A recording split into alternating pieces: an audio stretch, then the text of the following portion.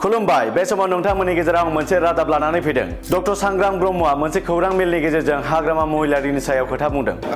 हाग्रामा इज बेक होननानैथ' आं नुवाखै टाइगार इज बेक होननानै आं नुबाय थादों दा टाइगार इज बेक मिन्स मा बुजिदों हाग्रामा महिलारिखौ टाइगार इज बेक होनना बुंनाया लाजि फोनांनायसो जादों होननानै बुंथिदों इउपिपिएल दोलोनि लाइमोन गांखंनि गाहाय नेहाथारि डक्टर सांग्रां ब्रह्मआ दा जाय बिथांमोननि आइटिनि टीम जेनाखि टाइगार इज बेक होनना बुंदों बेथ' हाग्रामा बिथांखौ इनसाल्ट खालामनायसो जादों हाग्रामा महिलारिखौ टाइगार इज बेक होनना बिपिएफनि सोद्रोमाफोरा बुंना लानायनि सायाव मिरु इउपिपिएल लाइमोन गांखंनि गाहाय नेहाथारि डक्टर सांग्रां ब्रह्मआ खुगा बेखेवदों टाइगार एबा मोसाया मासे हाग्रानि गिख्रंथाव जुनार अब्ला बिपिएफनि सोद्रोमाफोरा हाग्रामा महिलारिखौ मासे जुनारजोंसो रुजुबाय नामा मोनसे सोंथि सिखारदों मोसाजों रावबो मानसियानो थानो हाखाथारा मोसाखौ नुब्लानो मानसिफोरा खारोसो अब्ला मोसाखौ नुब्लानो बयबो रायजो राजाफोरा खारगोनसो टाइगार इज बेक होननायनि सोलाय बिवेयर अफ टाइगार होननानैसो बुंनांगोन हाग्रामा महिलारिया मोसा मारब्ला बेखौ गुबुन दाबसे जायगायाव बेंथिनानैसो दोननांगोन होननानै बुंथिदों डक्टर सांग्रां ब्रह्मआ मोनसे खोथाया जाहैबाय बेनो क्लियार कि मोसाजोंथ' मानसिफ्रा थाखाथारा थादेरखाथ्रा मोसा नुबानो जों खारोसो मोसा नुगानो खारोबा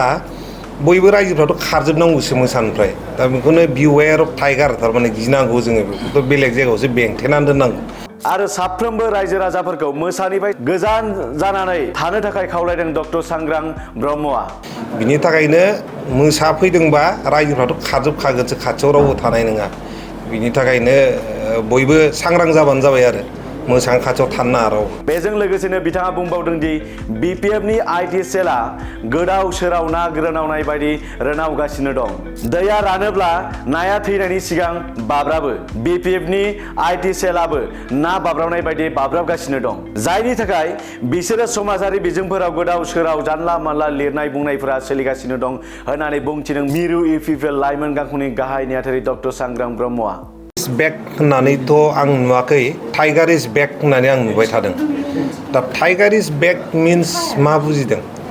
दा जाय बिथांमोननि आइटिनि टीम जेनाखि टाइगार इज बेक होनना बुंदों बेथ' हाग्रामा बिथांखौ इनसाल्ट खालामनायसो जादों मोनसे खोथाया जाहैबाय बेनो क्लियार कि मोसाजोंथ' मानसिफ्रा थाखाथारा थादेरखाथ्रा मोसा नुबानो जों खारोसो मोसा नुगानो खारोबा बयबो रायजोफ्राथ' खारजोबनांगौसो मोसानिफ्राय दा बेखौनो बिवेयर अफ टाइगार थारमाने गिनांगौ जोङो बेखौथ' बेलेग जायगायावसो बेंथेनानै दोननांगौ बिनि थाखायनो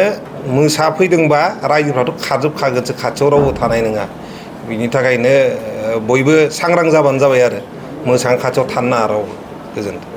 बिरखं गाथोननि सोमोन्दै सोलोंथाइ लानो गोसो गुदुं लाइमोनफोरनि थाखाय मोजां रादाब गोजान जायगाफोराव थांनानै गोबां रां खरसा खालामना सोलोंथाइ लानांगौनि गोनांथि गैलिया दानिया उदालगुरि टाउन रामजानकि सकनि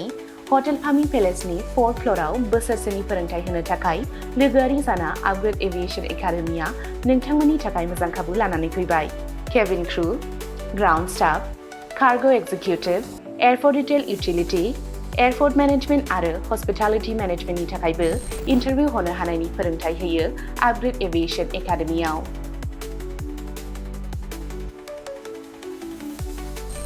मुं थिसननायनि सायख'नाया 18 बोसोरनिफ्राय 22 बोसोर बैसोनि गेजेराव जानांगोन गोसो गुदुं बिजाथिफोरा सोलाद लानो थाखाय स्क्रिनाव होनाय जानबुं अनजिमा 9678360226 आव कल खालामनो हागोन जब प्लेसमेन्टआ 100% रोखा जागोन होनना मिथिहोदों आपग्रेड एभिएशन एकाडेमिनि सामलायगिरि बिथांमोनहा बेजों लोगोसेनो बिरखं दावबायनाय एभिएशन दावबायग्रा थावनि टुरिजम आरो आलासि सिबिग्रा थावनि हस्पिटालिटी बे मोनथाम फोथाराव रोखायै खामानि नागिरना होनो एबा प्लेसमेन्ट होनो हागोन होनना रोखा खालामना होदों एकाडेमि सामलायगिरि बिथांमोनहा